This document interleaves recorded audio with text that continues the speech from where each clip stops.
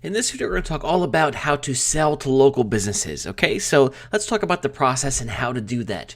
Those of you that have never done it before, I can understand it might be something you're nervous about. There's no need to be nervous. Please don't worry about that. The first thing that's important to understand is you set it up and you have an advantage that other people don't have. You already have this professional website. You have this process. So by the time that you are speaking with someone or emailing someone back and forth individually, they're already going to be impressed by you, and that's going to weigh in your favor heavily. Now, if you feel that you say the wrong thing and things don't go well, don't worry, because there are so many businesses out there. It's just one of those things. You need to just get out there and start doing it. Whenever you speak with a business owner, I want to encourage you to take time to learn more about the business and what they need. If it's someone that you feel is interested, don't press the sale, just relax and find out more about their business. The more you can get them talking with you, the better it's going to go. Business owners are very prideful. They love their businesses. It is not hard to get a business owner talking about their business. You just keep that in mind.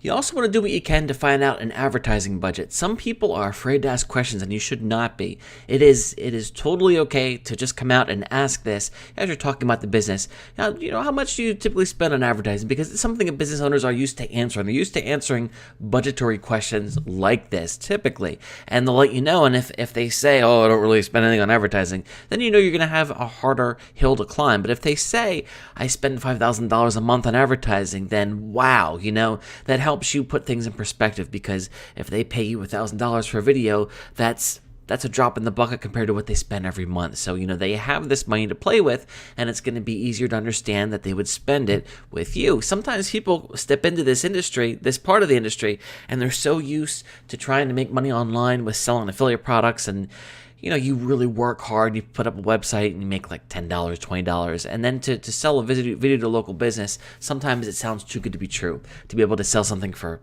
even a couple $100, it's crazy. But believe me, it's a different mindset. Business owners have money and they spend money, and you have a good service to share with them. Make sure you remember that.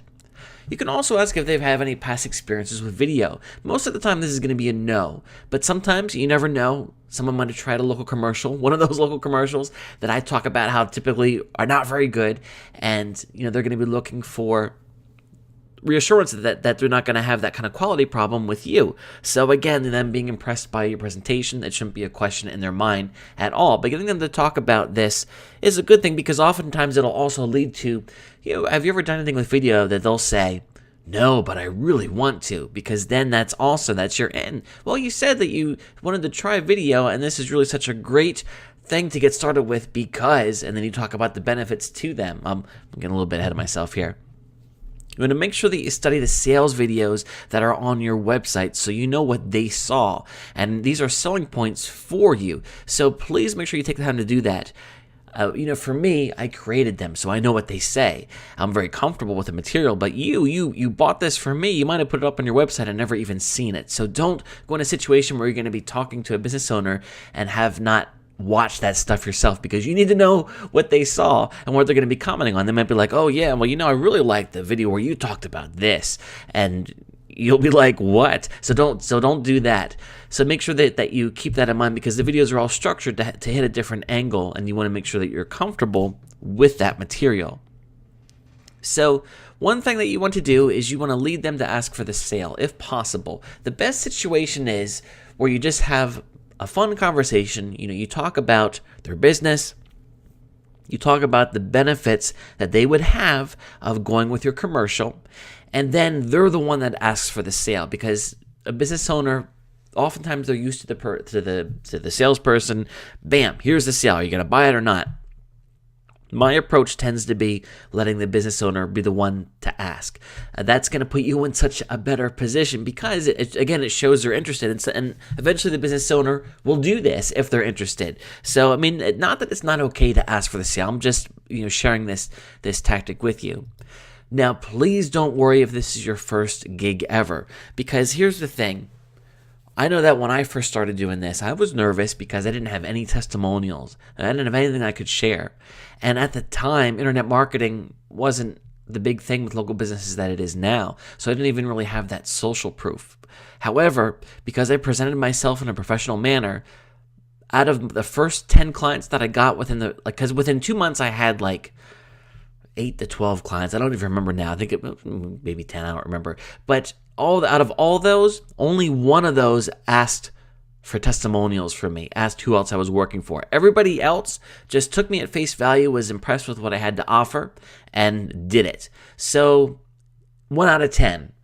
If that 1 out of 10 is the first person that you meet with, don't be put off by it. If someone does ask that, one response you could have would be, I really don't have that much experience in this section of it. However, and then, if you bought this course, I'm going to assume you probably own a couple other internet marketing courses as well. So you already have an internet marketing education. Even if you haven't done local marketing, I'm going to guess that you know some things about internet marketing. So you can certainly play that up. How, you're very experienced in the internet, understanding different things, the advertising, whatever. Even if you sold shirts, if you sold Teespring shirts on Facebook, it doesn't matter. I mean, that's advertising. So, and if you don't have any experience, again, don't worry. You're really putting the banner here on the credibility of the work that you're going to have to provide, and the credibility that they already saw from your website. And if someone feels uncomfortable with you not having testimonials to share, what I would suggest you do is say, I understand where you're coming from. Listen, you've seen my website. You saw the videos that are on there. You know what I can do. And what I would like to do to help the situation is I'm willing to knock off $200 off my pricing. So rather than $1,000, it would be $800. How do you feel about that?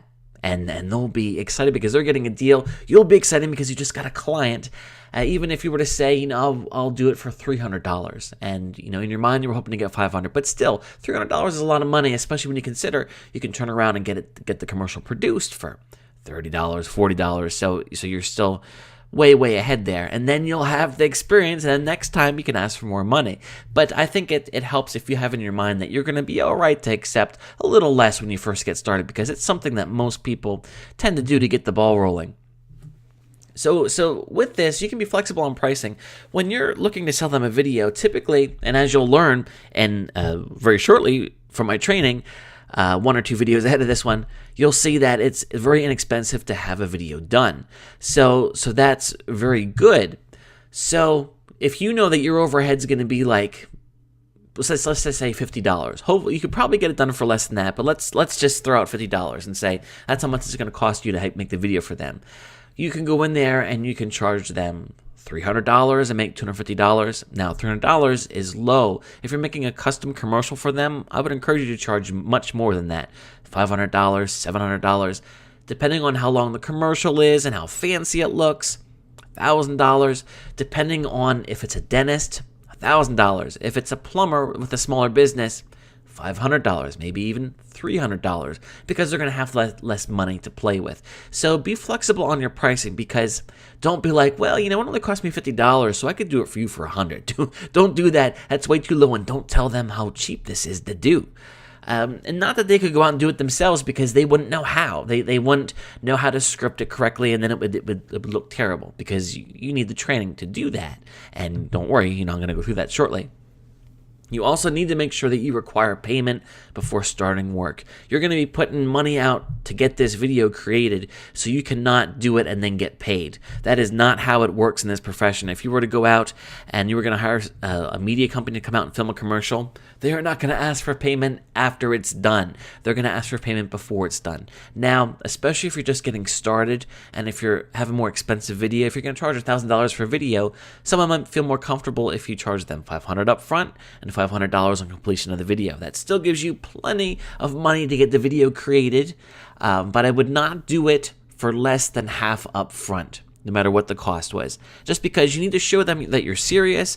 And if you do it before they pay you, it makes you look desperate. It makes your services not appear to be valued. So you don't want to do that. So one last tip that's not in the slides here, you want to make sure that you focus on the benefits of how the commercial is going to help them. Don't focus on, look at this quality, it's HD, it's smooth. Those kinds of things don't really mean as much to a business owner as it might mean to you, because, well, I make these videos, I think it's cool that they're HD and all that, but to a business owner, they want to know what's in it for me. These videos are engaging. They're going to draw an emotional response with your target audience. They're going to get you noticed. You need to talk about how it's going to help them. That's very important, so please keep that in mind.